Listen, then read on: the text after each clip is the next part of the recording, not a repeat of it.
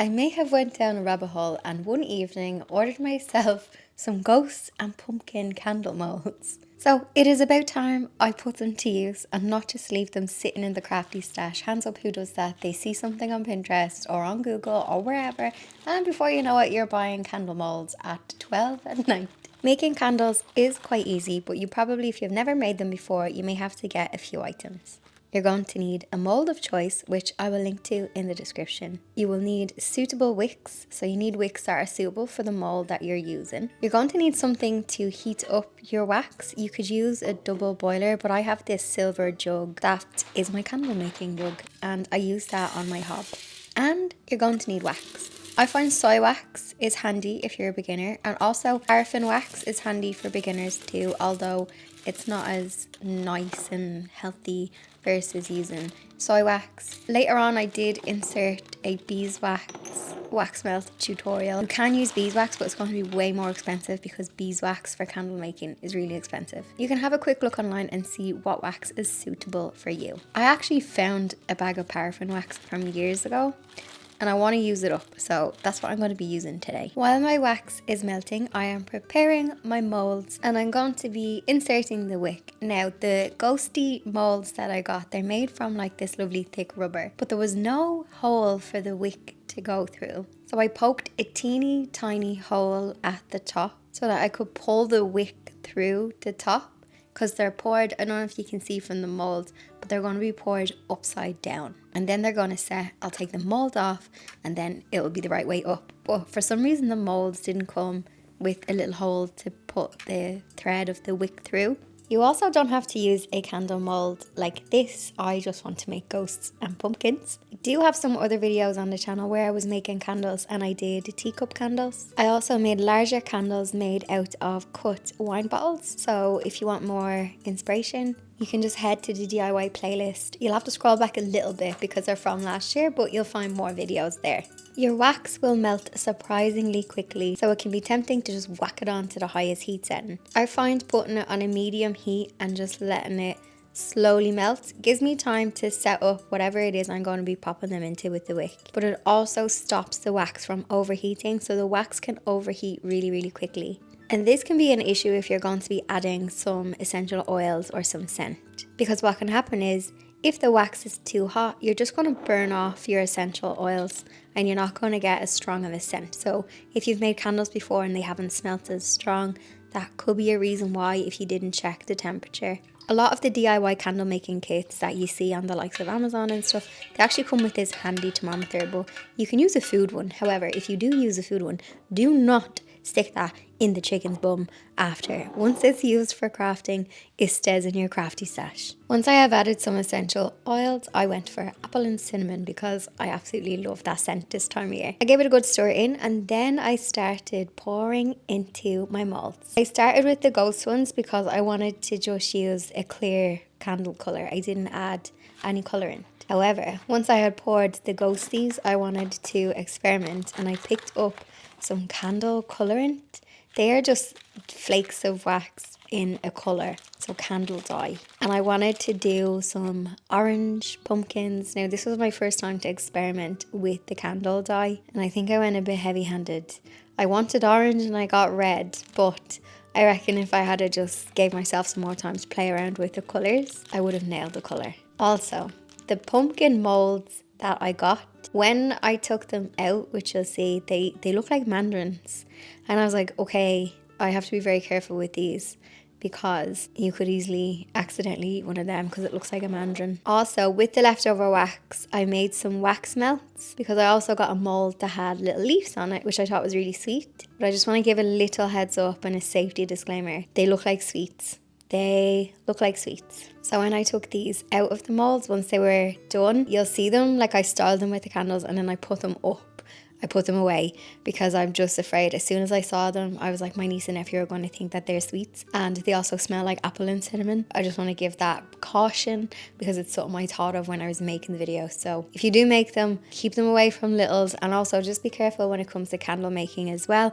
I see a lot of people doing it with kids. I feel like it's more of a teenager project. I wouldn't do this with young kids because obviously you have that hot wax And when it comes to pouring, maybe let them set up the molds, but keep them away from that wax. I also made a little mistake, which you're seeing me fix here. I for some reason tied a knot on that lollipop stick, but that was stopping it from being removed. I quickly just pulled it off and it was okay. But I don't know why I tied that knot. So just if you go to copy me, don't tie the knot.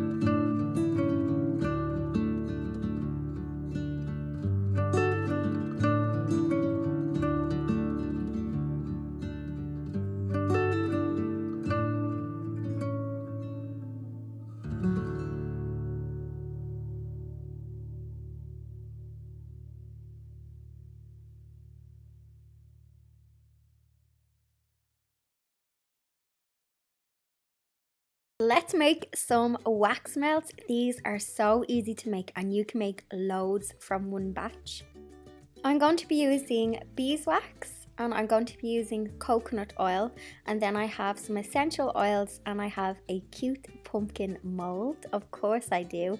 We had to go all out because it's autumn now. I'm making a double boiler. So I just have a pot simmering with water and I placed a bowl on top and I placed in 50 grams of beeswax and I'm placing 100 grams of coconut oil, and I'm going to let that melt and I'm simply going to stir in the essential oils. I'll pop on a little card here with the details of the essential oils and how many drops, and you'll see when I'm pouring this into the molds that I made quite big molds, but if I popped half into the molds, I would have been able to get more, but you can just increase the quantities that I have used or decrease depending on the mold that you have. But to be honest, the more wax melts, the better. These smell delicious and they also make great presents, and once they just set, they actually set really quickly. So once they set, you can just pop them out and then you can just give them to your friends. Store them in like a cool dark area because you don't want to leave them out to melt. But I found that these they dried super quick, and the reason why you add coconut oil to the beeswax is because it makes them easier to melt. If you don't add coconut oil to the beeswax, it's going to take longer for them to melt.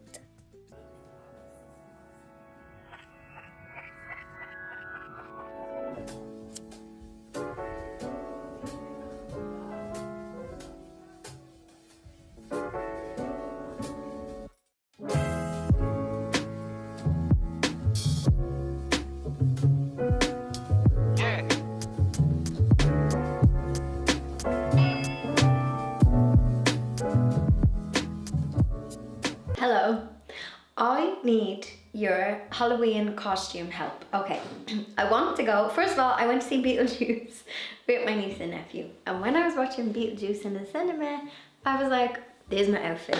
There is my outfit. No, not the bride. Guess what I am? I want to be Bob the Shrinker. So, I have a problem. I'm after purchasing a suit. But, so I want to make the tiny head, the Bob the Shrinker tiny head. My costume came with this really ugly head. It stinks of like some sort of rubber paint. I will pass out if I wear this, right? But I could use the hair. Like, look at that in the viewfinder, that looks so scary. I am sorry.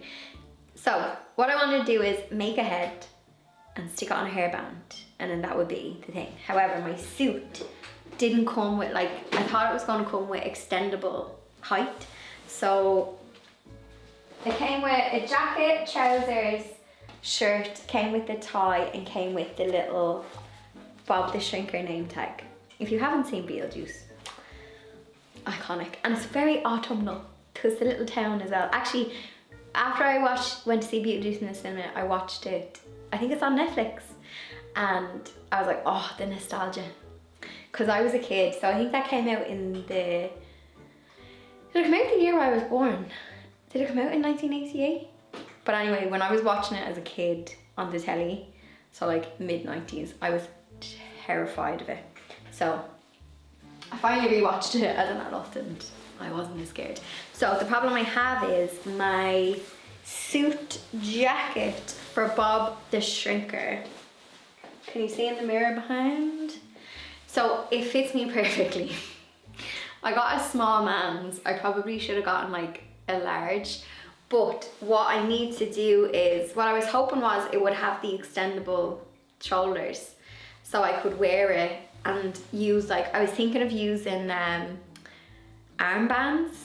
I'm sure my niece and nephew have armbands that I could borrow to make it tall above my head. So the other solution that I now have is, because it needs to be tall, it needs to have the height.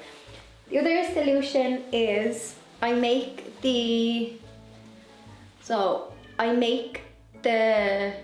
inflatable thing for my shoulders. I would have to use big hairbands, wouldn't I? I'd have to use like maybe even floaties, like a pill noodle. So that's my other option, is don't put my hands in the suit.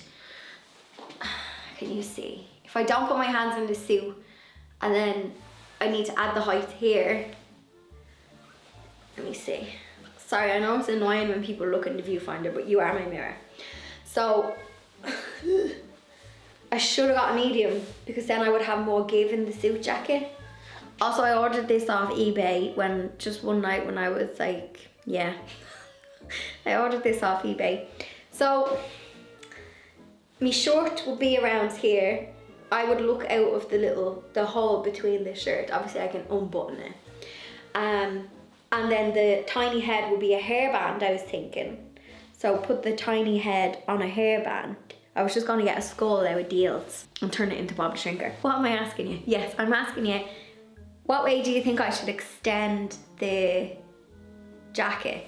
I think the best solution is to don't put my arms in it and maybe put pill noodles for the arms in it and build it out with like pill noodles and life bands, swimming armbands. I don't know. Halloween problems, eh? The world is ending and I'm here trying to figure out how I can be Bob the Shrinker. But hear me out. My nephew wants to be Beetlejuice.